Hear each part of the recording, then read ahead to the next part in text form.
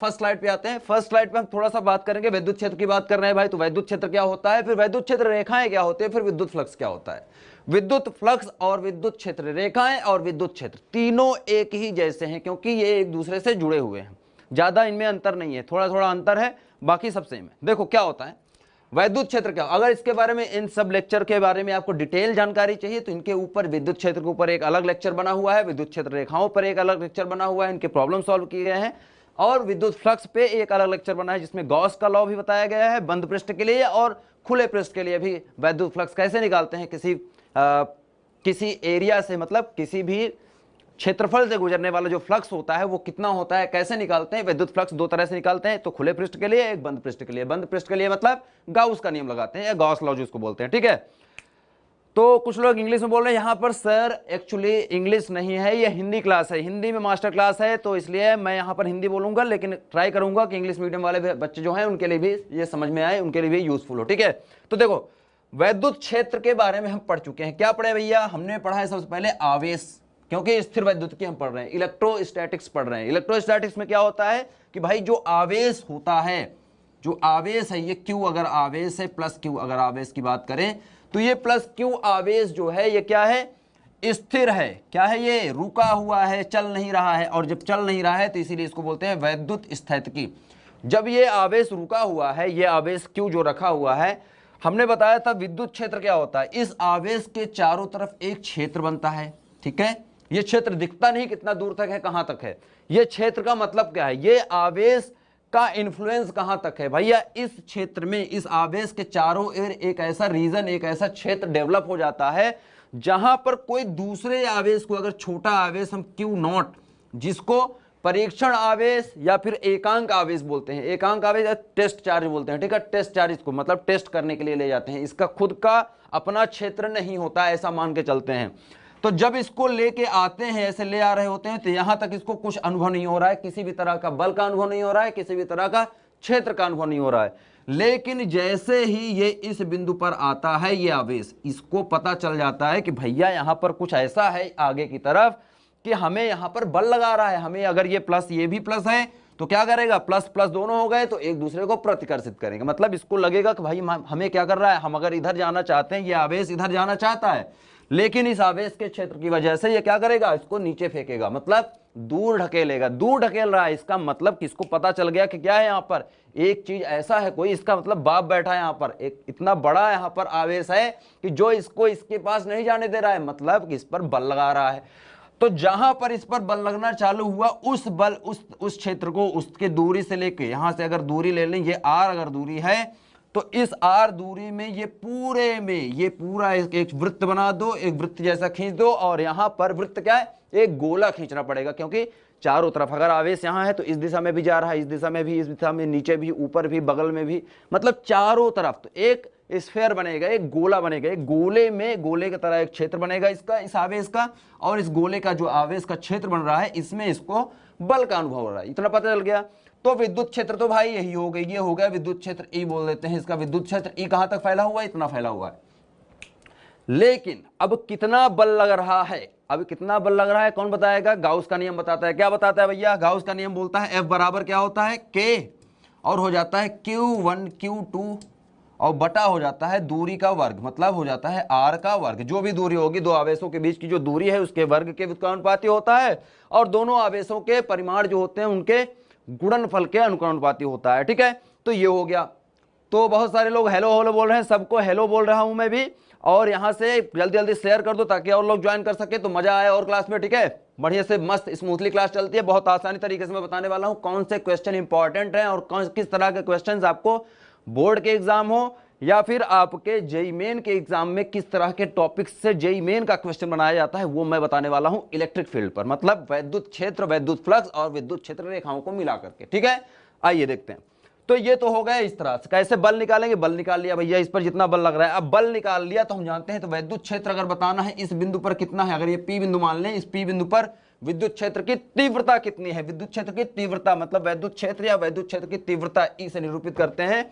अगर वो बताना है तो क्या बताएंगे हम बताएंगे भैया, हम जानते हैं कि F और E का आपस में संबंध क्या होता है, E बराबर होता है, E बराबर क्या होता है, F बटा Q के, या जो क्यू नॉट ले जा रहे हैं, छोटा आवेश ले जा रहे हैं परीक्षण, तो क्यू नॉट हो जाएगा, ये हो जाएगा। अगर सदिश रूप में लिखना है तो इस पर भाई ये लगा दो, सदिश रूप बन गया।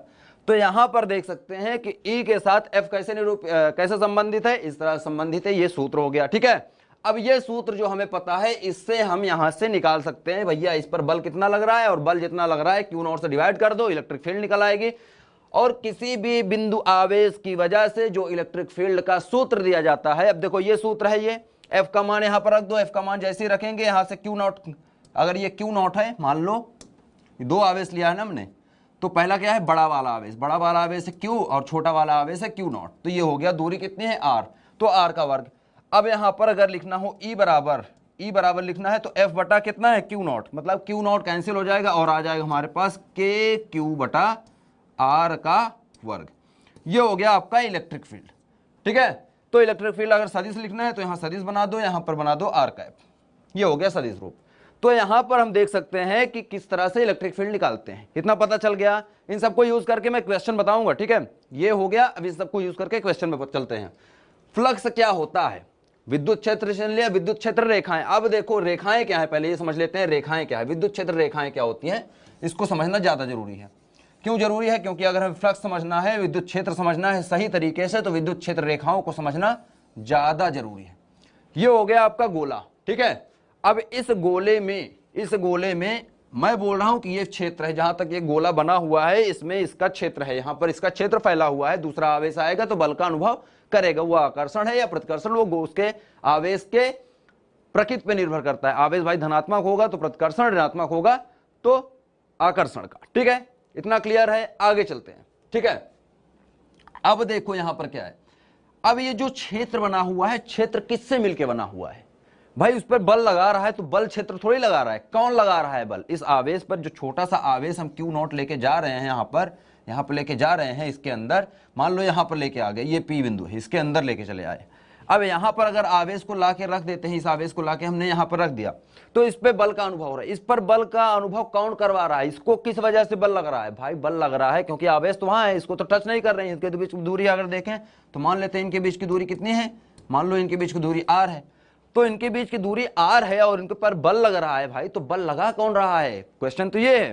तो बल कौन लगा रहा है, बल लगाएगा भैया इसके जो ये बल रेखाएं होते हैं, विद्युत क्षेत्र रेखाएं, या इनको बोलते हैं विद्युत बल रेखाएं, इनको बोलते हैं विद्युत बल रेखाएं। ठीक है, तो विद्युत बल रेखा या विद्युत क्षेत्र रेखा क्यों कहते हैं बल रेखा, क्योंकि यही रेखाएं बल लगाती हैं। हमने बताया था जो धनात्मक आवेश होते हैं उनके लिए बल रेखाओं की दिशा क्या होती है, बाहर की तरफ, हर दिशा में बाहर की तरफ निकल रही होती है। और ये जहां तक बल रेखाएं फैली होती हैं, जितनी दूरी तक, उतनी ही दूरी को इसका क्षेत्र बोलते हैं। जहां तक ये बल रेखाएं फैली हैं, यहां तक फैली है, ये इस बॉर्डर तक फैली हुई हैं, तो यहां तक फैली है तो इसका क्षेत्र जो होगा यहीं तक होगा, जहां तक ये बल रेखाएं फैली हुई हैं। ठीक है, अब बल रेखाओं की दिशा धनात्मक के लिए बाहर की तरफ, और अगर ऋणात्मक आवेश है तो इसके लिए अंदर की तरफ। इसके लिए हर दिशा से सेम होगा, लेकिन दिशा बदल जाएगी सिर्फ, और बल रेखाएं अंदर की तरफ हो जाएंगी। ठीक है, इतना बता दिया था मैंने, समझ में आ गया। ठीक है, अब ये हो गया बल रेखाएं। अब बल रेखा की बात तो हो गई, इस पे बल कौन लगा रहा है भैया, बल रेखा लगा रहा है। बल रेखा पता कैसे चला, पता करने के लिए क्या किया, इस आवेश को उठा के इसके केंद्र पर रख दिया, यहां पर आवेश रखा या यहां पर कहीं बीच पर छोड़ दो। जब छोड़ देंगे आवेश को तो ये आवेश को देखा गया, जैसे ही इस आवेश को उठा के मान लो यहां पर रखे, तो यहां पर जो ये बल रेखा है इसमें देखा गया कि ये धनात्मक अगर आवेश है और ये भी धनात्मक आवेश है, तो ये वाला आवेश जब इसमें छोड़ा गया, इसके बीच में, इसके क्षेत्र में जब छोड़ा गया, तो ये आवेश एक सीधी रेखा में गति करते हुए बाहर निकल आता है, प्रतिकर्षण बल का अनुभव करता है और सीधी रेखा में चलता है। क्षेत्र से बाहर निकलते समय सीधा चलता है, ऐसा नहीं चलता कि ऐसे ऐसे ऐसे गति करते हुए निकल रहा है ना, एकदम सीधे निकलेगा, एकदम सीधा। अगर कहीं भी छोड़ेंगे, इधर छोड़ेंगे तो एकदम सीधा बाहर की तरफ, इधर छोड़ेंगे तो एकदम सीधा इधर बाहर की तरफ, तो एकदम सीधा चल रहा है। इसका मतलब कि बल रेखाएं एकदम खींची हुई सीधी रेखा में होती हैं, और इसीलिए इनको बल रेखा बोलते हैं। बल रेखा इसीलिए बोलते हैं क्योंकि ये एकदम सीधा निकलती हैं, रेखा की तरह निकलती हैं, इसलिए बल रेखा हो गया। समझ में आई इतनी बात, अच्छा है, सही है। अब बल रेखा हो गया, लेकिन यहां पर आपसे एक चीज नहीं पूछ रहा है अभी। क्या नहीं पूछ रहा है, या मैं नहीं पूछा आपसे एक चीज, क्या नहीं पूछा कि भाई कितनी बल रेखा। अभी तक बल रेखा तो मैंने बता दिया, लेकिन कितनी, जब आपका क्वेश्चन होता है कि भाई बल रेखा तो आप बता रहे हो, लेकिन कितनी बल रेखाएं निकल रही हैं या कितनी बल रेखाएं गुजर रही हैं, जब ये बताना है तो वो क्या हो जाता है, जल्दी बताओ, उसको क्या बोलते हैं? बल रेखाओं को जब गिनना है हमें, अब हम क्या कर रहे हैं, बल रेखाओं को गिन रहे हैं, अभी तक गिन नहीं रहे थे। अभी हम बता रहे थे कि भाई बल रेखा बल लगा रही है, कितना बल लगा रही है वो भी निकाल लिए, लेकिन कितनी बल रेखाएं हैं, कितनी बल रेखाएं निकल रही हैं भैया, ये नहीं बताया। तो ये कैसे बताएंगे, ये बताता है कौन, विद्युत फ्लक्स। ये जो विद्युत फ्लक्स लिखा है यहाँ पर, विद्युत फ्लक्स या विद्युत फ्लक्स जो भी बोलते हैं, जिसको हम फाई से निरूपित करते हैं, किससे, फाई से। तो ये जो फाई है या फ्लक्स जो है, इसको अगर गिनना है, ये मतलब क्या होते हैं, ये कुल मिला के विद्युत क्षेत्र रेखाएं या बल रेखाओं का गिनती होती है। कुछ लोग कमेंट कर रहे हैं फ्लक्स लिख रहे हैं, बहुत अच्छी बात है, फ्लक्स ही होता है। तो अब इसको गिनेंगे हम, ठीक है। अब विद्युत बल रेखाएं जो हैं या विद्युत क्षेत्र रेखाएं जो हैं, इनको हम गिनना चाहते हैं, और जब गिनते हैं तो वो कहलाता है फ्लक्स। कैसे गिनते हैं, मान लो कि यहां पर कोई आवेश है और एक समान, इसके वजह से एक समान विद्युत क्षेत्र इस तरह से फैला हुआ है, ये क्षेत्र है यहां पर, एक समान विद्युत क्षेत्र फैला हुआ है। यहां पर कोई चीज लेके चले आओ, मान लो कि एक गोला लेके चले आते हैं, या गोला मान लो, छोड़ दो गोला हटा दो, थोड़ा सा और सिंपल लेके आते हैं। मान लेते हैं कि एक इस तरह से डिस्क रख देते हैं, एक इस तरह का क्षेत्र रख देते हैं बीच में, इसका क्षेत्रफल मान लेते हैं ए है, इसका क्षेत्रफल क्या मान लिया, ए है। ये क्या है, विद्युत बल रेखाएं किधर जा रही हैं, आगे की तरफ बढ़ रही हैं, किस दिशा में जा रही हैं, मान लेते हैं कि ये सदिश रेखा है, ये भी सदिश है। तो यहां पर देखो कहां से जा रही है, मान लेते हैं कि लेफ्ट से राइट की तरफ जा रही हैं, किधर जा रही है, लेफ्ट से राइट की तरफ बढ़ रही हैं भैया। लेफ्ट से राइट की तरफ जब जा रही हैं, इसका मतलब कि ये जाएंगी तो ये अगर इसके बीच में रख गया तो इससे भी गुजरेंगी, तो इससे भाई गुजर के निकलेंगी कुछ, और ये बाहर निकल रही है, ये अंदर इधर निकल रही है। तो हम देख पा रहे हैं ये जो ए क्षेत्र है, इस ए क्षेत्र से कितनी बल रेखाएं गुजर रही हैं भाई। गिनने के लिए हमने क्या किया, एक छोटा सा टुकड़ा उठा लिया जिसका पहले से क्षेत्रफल हमको पता है। अब इस क्षेत्रफल में रख दिया भैया इसको, यहां पर जहां पर एक समान विद्युत क्षेत्र है, जहां पर रख दिया, और उसके बाद रखने के बाद हम इस पार खड़े हो गए, इस तरफ ऐसे रख दिया पेपर या कुछ भी चीज रख दिया, और इस तरफ खड़े होकर देख रहे हैं कि कितने निकल के आ रही है बताओ। तो हमने गिन लिया भैया कि इतने क्षेत्र में इतनी निकल रही है, तो पूरे में कितने निकल रही होंगी हम निकाल लेते हैं, आसानी से निकालेंगे, ठीक है। तो यह क्षेत्रफल ए से अगर निकलने वाले फ्लक्स जो है, अगर फाई है पूरा यहां पर निकलने वाला, अगर कुल इससे संबद्ध क्षेत्र फ्लक्स बोलते हैं, फाई निकल रहा है, फाई फ्लक्स निकल रहा है, तो फाई बराबर हम लिखते हैं, फाई बराबर क्या होता है, क्या निकल रहा है, ई निकल रही है। तो भैया ई, और क्या है, ई सदिश है। यहां पर ए जो ले रहे हैं, अब देखो एरिया रखा है ना, तो ऐसे रखा गया है, ऐसे रखा है पेपर, ये ऐसे चिपका हुआ नहीं है, ऐसे रखा है, मतलब विद्युत क्षेत्र की रेखाएं ऐसे आ रही हैं। तो ये जो पेपर का ये जो पेज है, इसका जो फेस है, इसका जो मुंह है पेपर का, बाहर की तरफ है, तो रेडियली आउटवर्ड, बाहर की तरफ, मतलब क्षेत्र सदिश की बात कर रहे हैं। तो क्षेत्र सदिश जो है वो भी बाहर की तरफ ही है, तो क्षेत्र सदिश को ए और सदिश से दिखाते हैं, ठीक है। तो ये ए सदिश है, पूरा क्षेत्रफल निकाल रहे हैं तो ए सदिश, छोटे के लिए निकालते हो डी ए लिखते हैं, ठीक है। तो ये हो गया, ये बन गया आपका फ्लक्स का सूत्र, यही यूज करूंगा मैं अभी आगे सवाल जब हल करूंगा। तो फाई बराबर यहां से इसको हटाएंगे, डॉट हटाएंगे तो क्या आ जाएगा, ई ए, और ये हो जाएगा इनके बीच का कोण कॉस थीटा।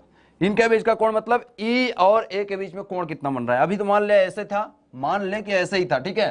अब इसको हम चेंज कर देते हैं, मान लो कि इस तरह रखा गया है प्लेट, ये अब इसका देखो, ये जो क्षेत्र मैंने बना दिया, इसका क्षेत्र का क्षेत्र सदिश इधर हो गया ए, और विद्युत बल रेखाएं अभी भी इधर जा रही हैं, ये है ई। तो दोनों के बीच में देखो कोण कितना बन रहा है, ये कोण बन रहा है, जो ये कोण बन रहा है ये है थीटा। तो यही थीटा हमने लिख दिया कॉस थीटा। कोण अगर जीरो है तो अच्छी बात है, एक दूसरे के अगर इस तरह रखेंगे, लेकिन अगर लंबवत हो गया, लेकिन अगर थीटा बराबर लंबवत मतलब 90 डिग्री हो गया, थीटा बराबर 90 डिग्री होगा, तो फ्लक्स जो होगा कितना हो जाएगा, फ्लक्स हो जाएगा जीरो। यहां पर देखो cos 90 डिग्री क्या होता है, cos 90 डिग्री होता है जीरो, तो जीरो आ जाएगा, ठीक है। तो मतलब फ्लक्स जीरो। तो मिनिमम फ्लक्स कब निकलेगा, जब क्षेत्र जो है, क्षेत्र सदिश और विद्युत बल रेखाओं की दिशा एक दूसरे के लंबवत है, तो फ्लक्स जो होगा वो मिनिमम होगा। मैक्सिमम कब होगा, जब एक दूसरे के समांतर है, जब थीटा बराबर 0 डिग्री होगा। थीटा बराबर 0 डिग्री होगा तो cos 0 का मान 1 होता है, तो फाई बराबर ई ए, मैक्सिमम हो जाएगा। पता चल गया इतना, ये मैक्स कब होगा, मिनिमम कब होगा, ठीक है। अब हमने इन तीनों चीजों को समझ लिया है भैया, इसका यूज करने का टाइम आ गया है। यूज करने से पहले गॉस लॉ को बता देते हैं। अभी तक हमने देखा कि हमने एक प्लेट रख दी थी, जिसका क्षेत्रफल ए था, हमने निकाल लिया कि फ्लक्स कितना निकल रहा है, इससे पास कितना हो रहा है। लेकिन अभी तक हम ये नहीं देख रहे हैं कि जो ई आ रहा है, ये किस आवेश से निकल रहा है, ये तो हम बात कही नहीं यहाँ पर। ये तो हमने बताया ही नहीं कि जो ई है वो कहां से आ रहा है, किस आवेश से निकल रहा है। अब इसके लिए भाई ये गाउस जी आ गए। गाउस जी क्या कहते हैं कि भैया ये तो ठीक है जो तुमने बता दिया मान लिए, लेकिन यहां पर एक चीज और होनी चाहिए। क्या होनी चाहिए? उन्होंने कहा कि जो फाई है फ्लक्स, ये अगर लिखें तो उन्होंने बताया कि भाई क्यू बटा एप्सिलॉन नॉट के बराबर होती है, ये होती है बराबर। ये दूसरा हो गया फ्लक्स का सूत्र। अब ये जो फ्लक्स का सूत्र है, ये क्यू जो है क्यू इनक्लोज्ड लिखा जाता है। इनको क्यू इनक्लोज्ड क्यों लिखा है? ENC यहां पर लिखा है। इनक्लोज मतलब ENC, इनक्लोज मतलब संबद्ध, संबद्ध मतलब घिरा हुआ, परिबद्ध, चारों तरफ से घिरा हुआ आवेश। मतलब कि ये वाला जो फ्लक्स हम निकाल रहे थे ये खुले क्षेत्रफल के लिए निकाल सकते हैं, लेकिन गाउस का जो नियम है, ये नियम क्या है, किसका है? ये गाउस का नियम है। किसका है? गाउस का नियम। तो ये जो गाउस का नियम है सदैव बंद पृष्ठ के लिए काम करता है। बंद पृष्ठ, खुले पृष्ठ के लिए नहीं लग सकता। सदैव और सदैव बंद पृष्ठ के लिए ही ये काम कर सकता है या लगा सकते हैं, इसके अलावा नहीं लगा सकते हैं। ठीक है, तो ये हो गया बंद पृष्ठ के लिए। बंद पृष्ठ के लिए कैसे? मान लो कि अब आवेश जो है इस तरह से एक गोला है, गोले के अंदर एक आवेश इस तरह से यहां रखा है Q। तो अब क्यू आवेश रखा है, मान लेते हैं धनात्मक है। धनात्मक है तो क्या होगा? धनात्मक की वजह से विद्युत क्षेत्र रेखाएं बाहर की तरफ, तो बाहर की तरफ निकलेंगी, हर दिशा में निकलने दो, हर दिशा में निकलेंगी। अब बाहर की तरफ निकल रही, तो अब ये कहेगा, गाउस लॉ कहता है कि भैया जब बंद है आवेश तो जितने भी फ्लक्स निकल रहे हैं इस गोले से निकलने वाले जो फ्लक्स है वो कितना होगा? वो होगा इतने के बराबर, जितना आवेश रखा है और बटे एप्सिलॉन नॉट। अब आवेश चाहे बीच में रखा हो, चाहे यहां रखा हो, चाहे यहां रखा हो, चाहे यहां रखा हो, कहीं भी रखा हो, और कितने भी आवेश हो, जितने आवेश होंगे सब कुछ जोड़ देंगे। तो यहां पर लगा देते हैं सिग्मा। जब हम सभी आवेशों को जोड़ते हैं, बहुत सारे आवेश हैं किसी बंद पृष्ठ के अंदर, बहुत सारे आवेश हैं या अनगिनत आवेश हैं, तो सबको जोड़ देते हैं, लगा देते हैं सिग्मा। सिग्मा मतलब सबका जोड़, सम होता है ना, सिग्मा मतलब समेशन, समेशन का चिन्ह लगा देते हैं और जोड़ देते हैं सबको, बटे कर देते हैं एप्सिलॉन नॉट। एप्सिलॉन नॉट कब करते हैं? जब ये आवेश जो है और ये गोला जो हम मान के चल रहे हैं ये कहां रखा है? वायु में रखा है या निर्वात में रखा है। ठीक है, मतलब वैक्यूम में रखा है या एयर में रखा हुआ है। लेकिन अगर अभी इसी सिस्टम को, ये जो सिस्टम है जहां पर आवेश रखा गया है, इसको हम ले जाके पानी के अंदर डुबो दो, पानी मतलब H2O में डाल दो, पानी के अंदर इसको डाल दिए। अब पानी के अंदर जब रख देंगे तो क्या होगा भैया? जो माध्यम का विद्युतशीलता है वो बदल जाएगी, और ये एप्सिलॉन नॉट जो है, ये एप्सिलॉन नॉट बदल के हो जाएगा एप्सिलॉन। किसके लिए? वाटर के लिए है ना। तो वाटर का कितना भी होगा, जितना भी होगा, एप्सिलॉन का मान ये रखेंगे।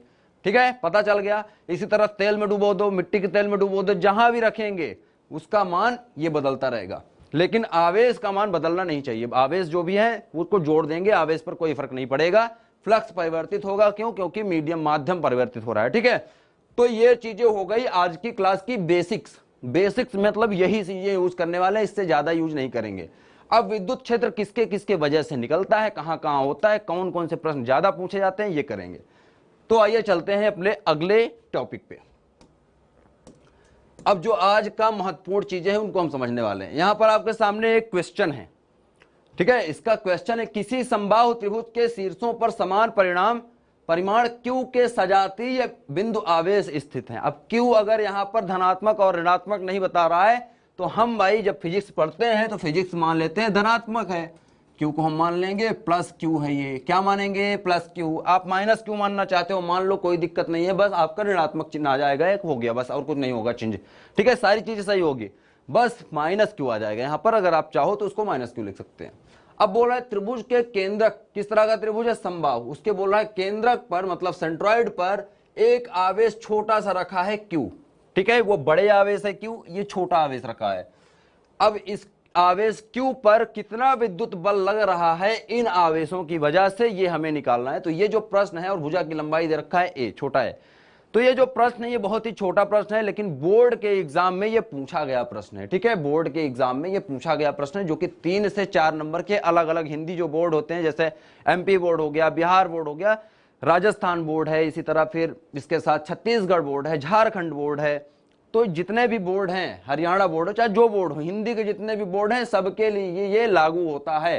ठीक है, तो कहीं 4 नंबर का क्वेश्चन बनता है किसी बोर्ड में, किसी में 2 नंबर का। अब इसके साथ साथ कुछ और निकालने को बोल देगा कि इस पे बताओ बल कितना लग रहा है, तो बल निकालने के, विद्युत बल निकालने की बात कर रहा है। विद्युत क्षेत्र बताने के बाद जब करेगा तो क्या हो जाएगा, विद्युत क्षेत्र निकालने के बाद 2 कर देगा, 2 क्वेश्चन बना देगा और बोल देगा कि 5 नंबर का क्वेश्चन बन गया। तो इस तरह से क्वेश्चन बनाए जाते हैं। तो देखते हैं इसको हल करते हैं भैया कैसे करेंगे। तो बोल रहा है क्या है यहां पर, ये बोल रहा है कि एक समबाहु त्रिभुज है। तो समबाहु त्रिभुज बनाओ फट से पहले। ये हो गया हमारा समबाहु त्रिभुज। समबाहु त्रिभुज मान लेते हैं ये ए है, ये बी हो गया और ये सी मान लेते हैं। ठीक है, मान लिया। अब बोल रहा है ये, अब बोल रहा है कि सभी पर, सभी शीर्षों पर प्लस क्यू आवेश रख दो। यहां पर क्या रखा है, क्यू आवेश रखा है, इसको हम मान रखे हैं प्लस। ये भी प्लस क्यू आवेश है, यहां भी क्या रखा है, प्लस क्यू आवेश। यहां भी क्या रखने की बात कर रहा है, प्लस क्यू आवेश। तो भैया रख दिए। और सबका भुजा की लंबाई बोल रहा है कितनी है, ए है। ये भी लंबाई ए है, ये भी लंबाई ए, ये भी लंबाई, क्योंकि समबाहु है तो सभी की लंबाई ए होगी। ठीक है, भुजा की लंबाई हो गई। अब बोल रहा है कि केंद्र पर, केंद्र कैसे निकालते हैं भाई, त्रिभुज का केंद्र निकालने के लिए समबाहु त्रिभुज का यहां से शीर्ष लंब डाल देते हैं, जितना भी कोण है। कितना कोण होता है समबाहु त्रिभुज का, 60 डिग्री का। एक कोण देखो तो एक कोण कितना होता है, ये होता है 60 अंश का। पता ही होगा आपको, 60 अंश के तीनों कोण होते हैं। त्रिभुज के तीनों कोणों का मान कितना होता है, 180 डिग्री। तो 60 हो गया, 60 60 60, 6 का 18, 180 डिग्री। तो भाई बीच से निकाल दो लाइन, बीच से निकाल दो लाइन, इस तरह से यहां पर डाल दो लंब। इसी तरह से इस पर भी बीच से लाइन निकाल दो, इस पर डाल दो लंब, और यहां से भी बीच से निकाल दो लाइन, इस पर डाल दो लंब। तीनों जहां काट रहे हैं इसको बोलते हैं सेंट्रॉइड। इसको बोलते हैं कि ओ बिंदु, और ओ बिंदु पे रखा है क्यू आवेश। ओ बिंदु पे रखा है क्यू आवेश, छोटा क्यू आवेश ये रखा है यहां पर। अब इसको भी हम मान लेंगे कि भाई ये धनात्मक है। इसको भी हमने क्या माना, धनात्मक है। धनात्मक मान रहे हैं, एक ही तरह से मान लो, चाहे ऋणात्मक धनात्मक मानो, कोई फर्क नहीं पड़ता। मान लिया, क्योंकि यहां पर अगर ऋणात्मक लिखना होता उसको तो वो ऋण चिन्ह लगा के देता, लेकिन नहीं लिख रहा है तो हम धनात्मक ही मानते हैं, बाय डिफॉल्ट धनात्मक ही होता है। ठीक है, हो गया। अब देखो, प्लस क्यू आवेश की वजह से, इसके वजह से, इसके वजह से, 3 आवेशों की वजह से बल लगेगा। पहले आवेश की वजह से देखते हैं, ए आवेश की वजह से इस पर जो बल लगेगा, बल की दिशा बताओ। इसके वजह से बल रेखाएं किधर होंगी, इस दिशा में चलेंगी, क्योंकि धनात्मक आवेश है, सभी दिशा में बल रेखाएं निकल रही होंगी। जैसे कि मैंने पहले बताया था, एक धन आवेश है तो इससे बाहर की तरफ, हर जगह धन आवेश है तो बाहर की तरफ विद्युत बल रेखाएं निकलेंगी। तो इधर निकलने वाली, इस आवेश की तरफ आने वाली को ही देखना है, सभी का मतलब नहीं है, चाहे जितने निकल रहे हैं उससे मतलब नहीं है कि जो कि बल लगा रही, जो रेखा बल लगा रही है वो यही वाली होगी, ये वाली, ये जो नीचे आ रही है। तो ये नीचे इस पर बल लगा रही है, किस दिशा में, ऐसे आएंगे तो बल लगा रही है ये इस दिशा में। ठीक है, इसको मान लिया हमने बल ए की वजह से, इसको मान लिया F1 बल। भाई F1 बल लगा दिया, ये वाला पहला वाला आवेश। बी पे जो रखा है वो बल लगाएगा इस दिशा में, किस दिशा में, इस दिशा में। ये लगाएगा आपका F2 मान लिया हमने, ये हो गया F2। तीसरा देखो, अब तीसरा जो है ये सी यहां रखा है तो इधर लगाएगा बल, और ये लगाएगा इस दिशा में, ये हो गया F3। ठीक है, तो 3 बल लग रहे हैं। अब तीनों को, इसको यहां बना लेते हो, इसी चित्र को मैं यहां बनाऊंगा, इसी चित्र को बनाऊंगा। तो देखो कैसे हैं, ये आवेश रखा है Q छोटा वाला। ठीक है, एक बल इधर है जो कि ये F2 है, नीचे की तरफ एक है बल जो कि F1 है, और इस तरफ एक बल है जो कि क्या है, ये F3 है। अब ये बल लग रहे हैं तीनों के बीच में, देखो तीनों के बीच में इस तरह बल लग रहे हैं इस आवेश पर, ये भी धनात्मक आवेश है। अब इससे हमसे मतलब ही नहीं कोने से, ये इससे मतलब है, ये वाला आपको आरेख बनाना आना चाहिए। ये बन गया, आपका आंसर लग गया। ठीक है भाई, मास्टर क्लास मतलब क्या होता है, मास्टर क्लास मतलब होता है कि एक ही टॉपिक को पकड़ के आपको उसमें महारत हासिल करवा देना, कि जितने भी क्वेश्चन आते हैं, जितने तरह के आते हैं, सारे आपको पता चल जाए। कि इस क्लास में मैं वही बताने की कोशिश कर रहा हूं कि इलेक्ट्रिक फील्ड कैसे सॉल्व करते हैं, कैसे निकालते हैं।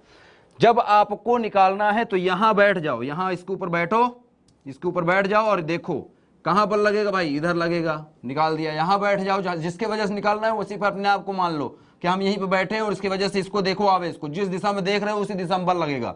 यहां पर बैठ के देखेंगे तो इस दिशा में बल लगेगा। ठीक है, तो ऐसे ही लगेगा। तो ये हो गया बल। अब देखो इन दोनों का परिणामी बल निकालो। अब आ गया वेक्टर, इसको सॉल्व करेंगे सदिश विधि से। जिसको वेक्टर पढ़ रखा है, जो भी वेक्टर पढ़ रखे हैं कक्षा 11वीं में, कक्षा 12वीं में जो आप लोग पढ़े हैं, तो वेक्टर पढ़ चुके हैं। वेक्टर मतलब सदिश गणित, सदिश गणित आपने पढ़ रखा है। इन दोनों का परिणामी देखो, इनसे बीच से ही तो जाएगा अगर ये दोनों बल बराबर है, क्योंकि सभी आवेश आपस में बराबर है। तो ये F1 F2 F3, मतलब इसका मतलब जब सभी आवेश बराबर हैं तो F1 बराबर है F2 के और F2 बराबर है F3 के। ये तो हमें पता चल गया। तो भाई ये जब जो ये आपस में बराबर हैं तो इनका जो परिणामी होगा इनके बीच से ही जाएगा। इनके बीच से मतलब ऊपर की तरफ जाएगा, इसको मान लेते हैं F डैश। अब ये एफ डैश जो बल लग रहा है ये ऊपर की तरफ, F1 लग रहा है नीचे की तरफ। अब ये दोनों बल हट गए, इन दोनों का परिणामी हमने निकाल लिया ऊपर की तरफ। अब क्या बचा, ऊपर की तरफ एक बल बचा F डैश, नीचे बचा F1। अब क्योंकि F1 F2 F3 बराबर थे तो F डैश भी बराबर होगा। F डैश बराबर हो गया किसके, यहां पर F डैश बराबर हो जाएगा किसके, F1 के। तो F डैश बराबर हो गया F1 के और विपरीत हो गया, मतलब F डैश बराबर है परिमाण में लेकिन दिशा में विपरीत है, तो माइनस चिन्ह लग जाएगा। माइनस चिन्ह लगेगा क्योंकि आपस में बराबर है, तो कितना आ गया, 0। तो इस आवेश पर जो बल लग रहा है इन तीनों आवेशों की वजह से वो कितना लग रहा है, F बराबर लग रहा है 0। F ऑन Q बराबर 0। जो बल लग रहा है Q आवेश पर वो 0 लग रहा है। समझ में आई इतनी बात, अच्छी बात है। अगर समझ में आ गई तो बहुत अच्छी बात है, नहीं समझ में आए तो कोई बात नहीं, आगे चलते हैं और समझ में आएगी। मजेदार चीजें करेंगे, मजेदार क्वेश्चन करेंगे, ठीक है। तो यहां पर किस बुक से पढ़ाते हैं भाई, बुक का कोई मतलब नहीं, बस आप पढ़ने पर ध्यान दो। किस बुक से, बुक बता देंगे, देश भर की बुक्स हैं, किसी भी बुक से पढ़ लो, कुछ नहीं होने वाला जब तक समझ में नहीं आएगा। सभी बुक्स में एक ही चीज लिखी होती है।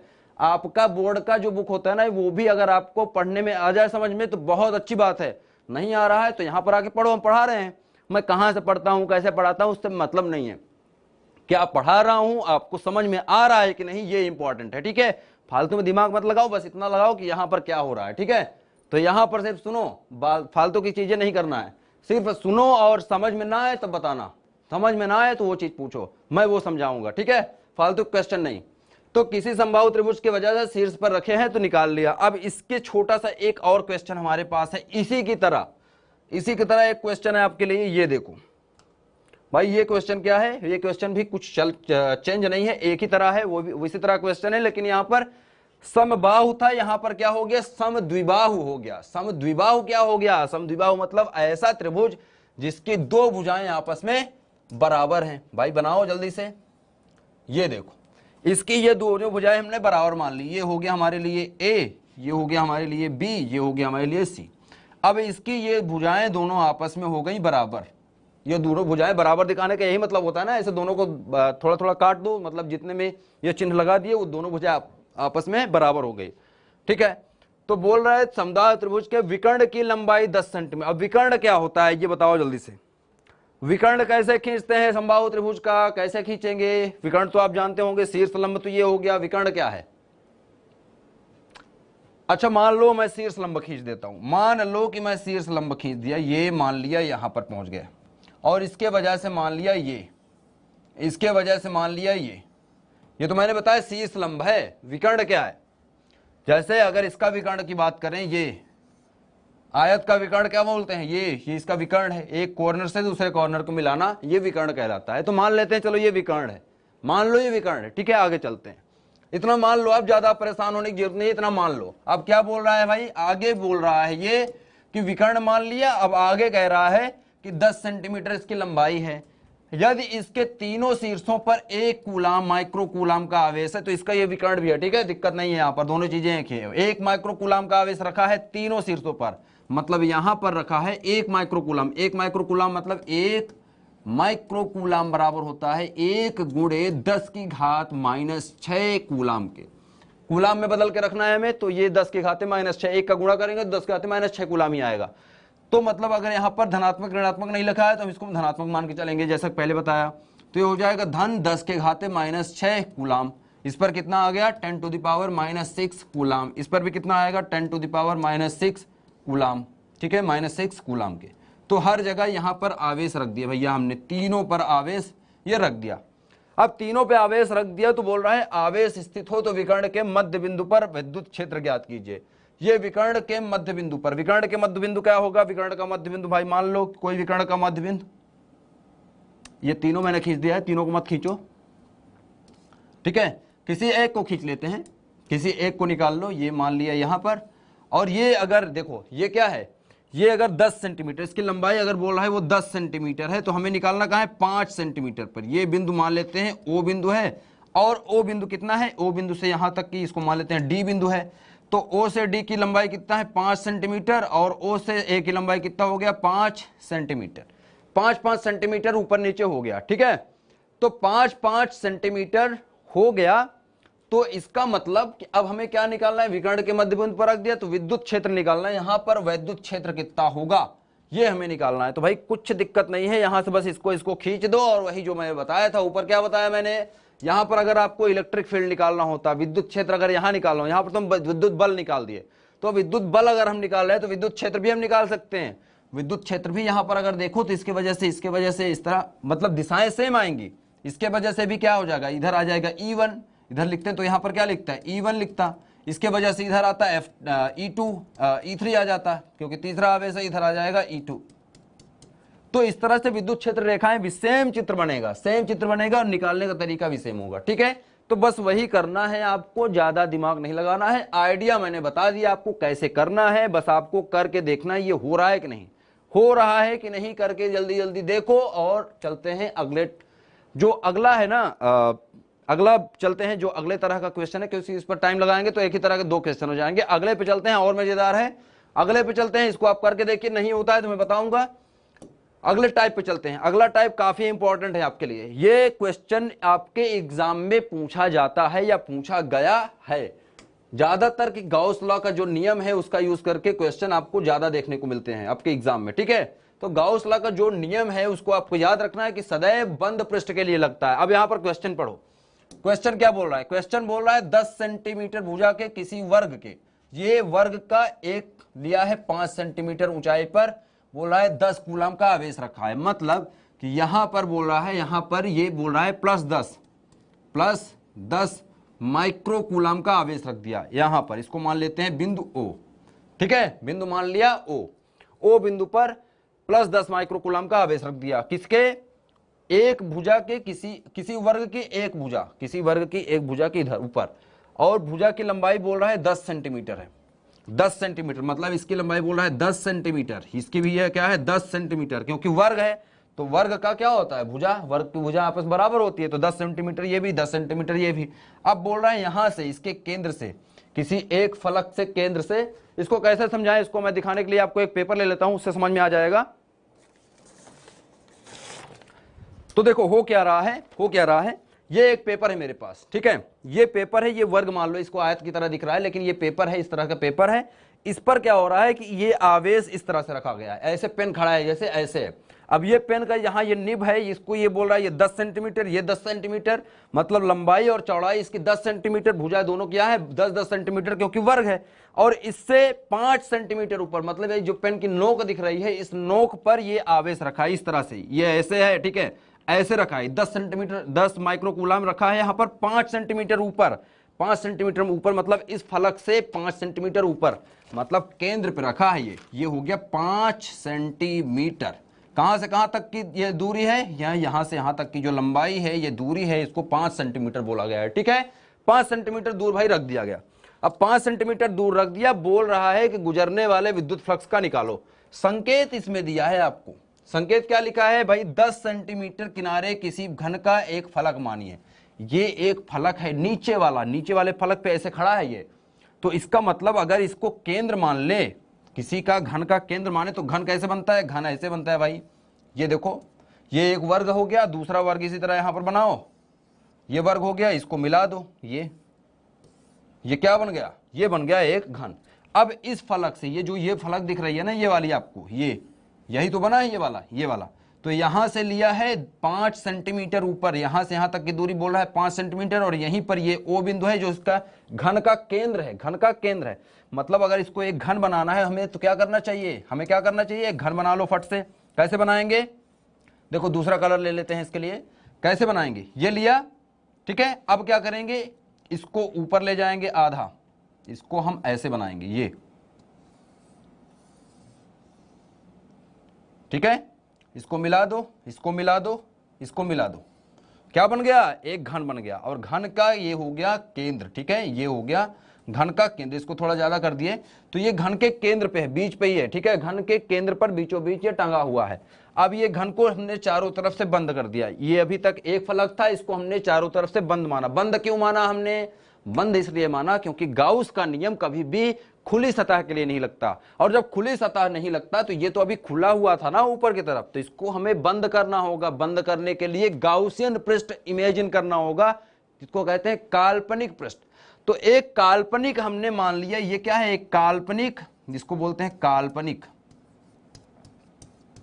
ये हो गया हमारा काल्पनिक पृष्ठ, जिसको बोलते हैं गाउसीय पृष्ठ। इसको क्या बोलते हैं, गाउसीय पृष्ठ। ठीक है, क्योंकि हम खुले आवेश के लिए नहीं निकाल सकते, आवेश तो हमारा खुला हुआ था, पेज के ऊपर रखा हुआ है, ये खुला हुआ है, तो इसको खुला हुआ है तो हम क्या करेंगे, इसको हम चारों तरफ से बंद करेंगे भाई। तो एक ऐसे डिब्बा था, इसके अंदर एक यहां पर खड़ा किया, यहां पर खड़ा किया, यहां पर किया, यहां पर किया और ऊपर से बंद कर दिया। अब आवेश कहां है, बीचों बीच, डिब्बे के बीचों बीच टंगा हुआ है 10 सेंटीमीटर पर। अब अगर पूरे ये बंद है, ये अगर मैं बात करूं, ये जो घन है या ये क्यूब जो है, इस क्यूब से निकलने वाला जो पूरा आवेश है, पूरा फ्लक्स है फाई, ये बताता है कितना होना चाहिए, ये होना चाहिए, अगर आवेश क्यू है तो क्यू बटा एप्सिलॉन नॉट के होना चाहिए। किसने बताया, गाउस ने बताया, ये होता है। लेकिन अब एक फ्लक्स से निकल रहा है, एक फलक से निकल रहा है, यहां पर कितने फलक हैं, 6 होते हैं, 6 साइड होते हैं ना, किसी घन के कितने साइड होते हैं, एक, मतलब लेफ्ट राइट कितने हो गए, 2, ऊपर नीचे हो गए 4, मतलब एक ऊपर एक नीचे, कितने हो गए 4, और एक सामने एक पीछे की तरफ, कितने हो गए 6। तो कुल 6 फलक हैं, लेकिन एक फलक से निकलने के लिए, तो एक फलक से निकलने के लिए तो इसको कर देंगे बटा 6, क्योंकि एक से तो निकल रहा है, अगर 6 से निकल रहा है, देखो एक बटा मतलब क्यू बटा एप्सिलॉन नॉट एक फलक से, क्यू बटा एप्सिलॉन नॉट 2 फलक से, तो इसी तरह 6 फलक से करेंगे तो गुणा कर देंगे 6 फलक से, तो पूरे के लिए निकल जाएगा। तो एक फलक से कितना हो गया, 6 निकलेगा, 1/6, तो 1/6 हो गया।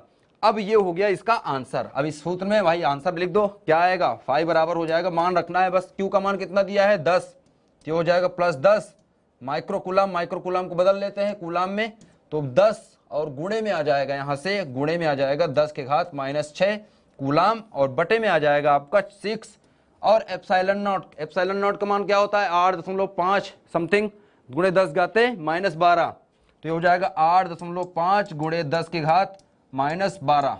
ठीक है, तो ये रख दो मान आप, और आपका आंसर आपके सामने है।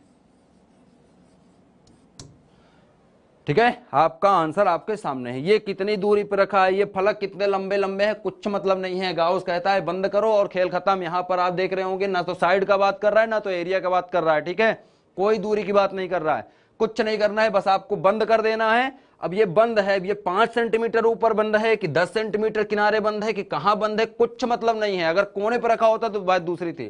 तो यहां पर बीच में बंद है, 10 सेंटीमीटर की भुजा हो या 2 सेंटीमीटर की भुजा हो, बंद है तो आंसर इतना आएगा, बंद है तो आंसर इतना आएगा, एक फलक से निकलेगा तो इतना ही निकलेगा। समझ में आ गई बात। तो ये आपको जो दिया था ना 5 सेंटीमीटर ऊपर 10 सेंटीमीटर इसकी वर्ग की भुजाएं दे रखी हैं, तो ये आपको बेवकूफ बनाने की बात कर रहा है, वो ये आपको क्वेश्चन में उलझाने की बात कर रहा है, और आपको क्वेश्चन में उलझना नहीं है, यहां से निकल लेना है।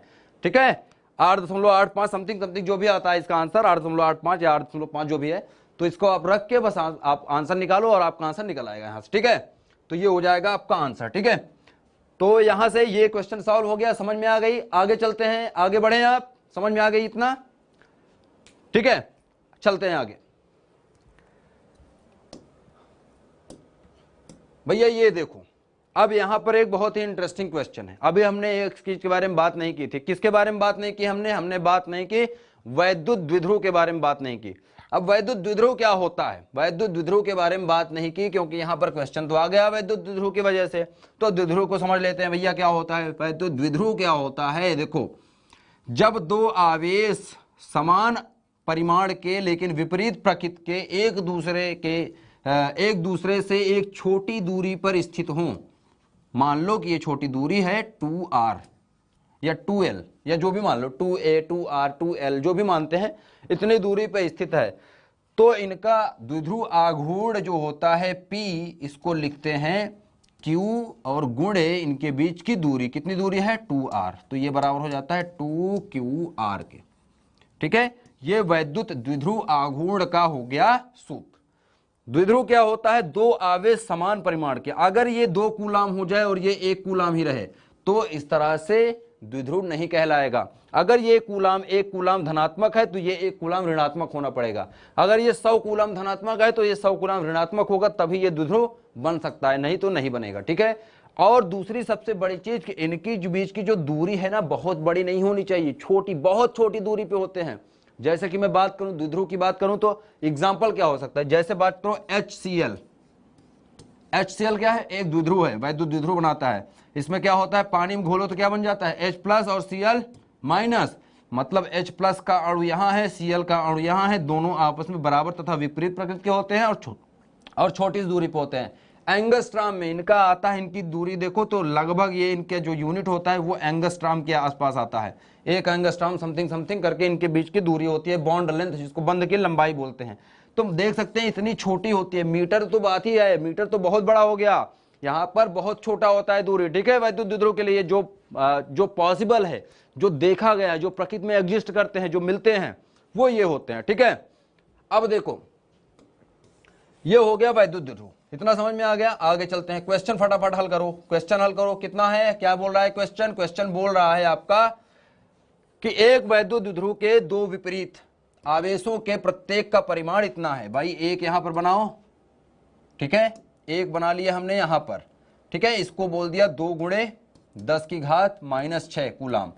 अब ये मान लेते हैं धनात्मक है और यहां से कुछ दूरी पर यहां पर हो गया ऋणात्मक 2 × 10⁻⁻6 कूलाम, मतलब 2 माइक्रोकूलाम 2 माइक्रोकूलाम का, एक धनात्मक एक ऋणात्मक है, दोनों के बीच की दूरी है 0.2 mm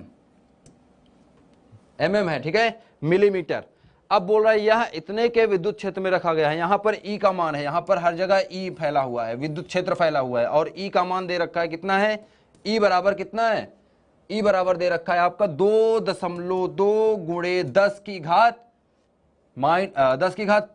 10⁵5 न्यूटन प्रति कूलाम वैद्युत क्षेत्र में रखा है। इस पर आरोपित टार्क निकालना है। टार्क निकालना मतलब टाउ का मान निकालना है, टाउ कितना होगा, ठीक है, ताऊ नहीं टाउ, और संतुलन स्थिति से 180 डिग्री घुमाने में कार्य कितना करने पड़ेगा। भाई बहुत आसान सा सवाल है। देखो टार्क कैसे निकालते हैं, जब ई इधर है और द्विध्रुव मान लो ऐसे रखा है, तो इनके बीच में ई का दिशा इधर है और पी की दिशा किधर होती है, विद्युत क्षेत्र द्विध्रुव की दिशा किधर होती है, माइनस से होती है प्लस की ओर, माइनस से प्लस की ओर। द्विध्रुव आघूर्ण की पी की दिशा होती है माइनस से प्लस की ओर। तो भाई मान लो ये प्लस है या ये मान लो माइनस है, माइनस आवेश और इधर प्लस का आवेश रखा है, तो किधर दोगी दिशा, दिशा इधर होगी, माइनस से इधर, पी की दिशा ऊपर की तरफ। तो इनके बीच में देखो कोण कितना बन रहा है, थीटा। तो यही बोल रहा है, ये थीटा मतलब 180 डिग्री घुमाना है। पहले ये इस दिशा में रखे हैं, पहले ये घूम के ऐसे है, मतलब यहाँ पर आवेश, ये द्विध्रुव ऐसे रखा गया है, पहले ये माइनस क्यू यहाँ रखा है, प्लस क्यू यहाँ रखा है। अब इसको घुमा के इसको उल्टा कर दो, मतलब प्लस क्यू को ला दो यहाँ पर और माइनस क्यू को घुमा को कर दो यहाँ पर। तो बताओ बल आघूर्ण का कितना होगा और कार्य कितना करना पड़ेगा, दो चीजें पूछ रहा है। तो बल आघूर्ण देखो, बल आघूर्ण क्या हो जाएगा, P बराबर क्या होता है, P बराबर क्या होता है, आवेश ले लो और इनके बीच की दूरी। आवेश कितना है, आवेश है 2 × 10⁻⁻6 और बीच की दूरी कितने है, बीच की दूरी है 2 mm। मतलब इसको कितने में चेंज करना है, मीटर में। मीटर में चेंज करने के लिए क्या करेंगे, 10⁻³ तो यहां पर देखो 10⁻, ये हो जाएगा, यहां पर देखो क्या हो जाएगा, 0.2 गुणे हो जाएगा 10⁻³ हल कर लो, आपका आंसर आपके सामने है। ठीक है, हल कर लो, आपका आंसर आपके सामने रखा है। इसके बाद क्या बोला है, टॉर्क। टॉर्क का सूत्र क्या होता है, टाउ बराबर होता है P क्रॉस E के। यहां पर मैं सब्जेक्टिव चीज नहीं पढ़ा रहा हूं, मैं सिर्फ और सिर्फ प्रॉब्लम सॉल्व के लिए ये मास्टर क्लास रखी गई है। ठीक है, तो यहां पर देखो P क्रॉस E, अरे क्यू क्या है यार, क्यू आवेश है और क्या हो सकता है। तो यहां पर टाउ बराबर P क्रॉस E। अब P का मान कितना है, P क्रॉस E, या इसी सूत्र को अगर बताऊं P क्रॉस E तो P साइन थीटा हो जाता है, P और E हो जाता है साइन थीटा के।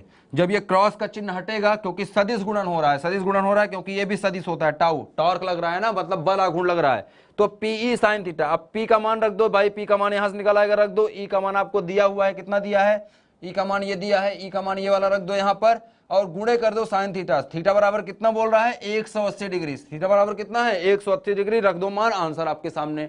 तो भाई ये लग गया। ठीक है, 2 मिनट और है हमारे पास, तो इसके लिए छोटा सा एक क्वेश्चन देख लेते हैं। ठीक है, तो ये हो गया आपका आंसर। यहां पर बस आपको वैल्यू पुट करनी है। यहां पर बताने का तरीका हमारा क्या है, यहां पर मतलब क्या है, मोटिव क्या है, मोटिव ये है कि किस तरह के क्वेश्चन आते हैं, कैसे करना है आपको।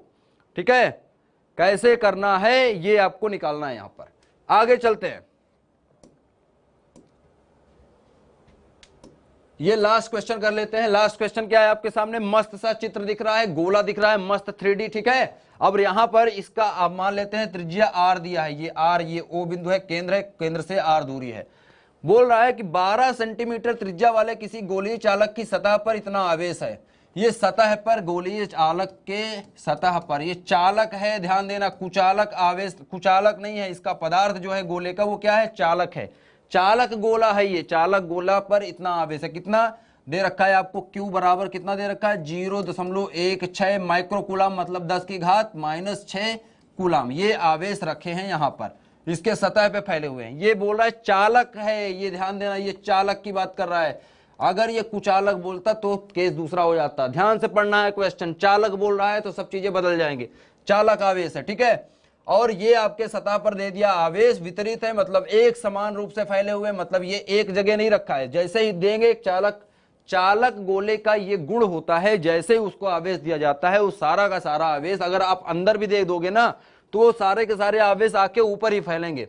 इसको सतह पे ही फैलना है। अगर एक जगह आप आवेश रखना चाहोगे तो नहीं रख सकते, क्योंकि चालक है तो आवेश क्या करेगा, हर जगह फैल जाएंगे, बराबर रूप से फैलेंगे, हर जगह फैल गए। इतना आवेश दिया और ये आवेश पूरे रूप से फैल गया।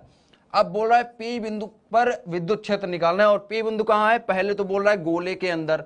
तो भाई गोले के अंदर देखो, गोले के अंदर कैसे निकालेंगे, गोले के अंदर देखो, मान लेते हैं यहां से इतनी दूरी पर, ये इतनी दूरी छोटी r दूरी मान लेते हैं, पहले के लिए छोटी r दूरी, छोटी r दूरी पर मान लो कि यहां पर कोई P बिंदु है, यहां पर विद्युत क्षेत्र की तीव्रता। अब पूरे आवेश तो बाहर है, यहां पर तो आवेश ही नहीं है।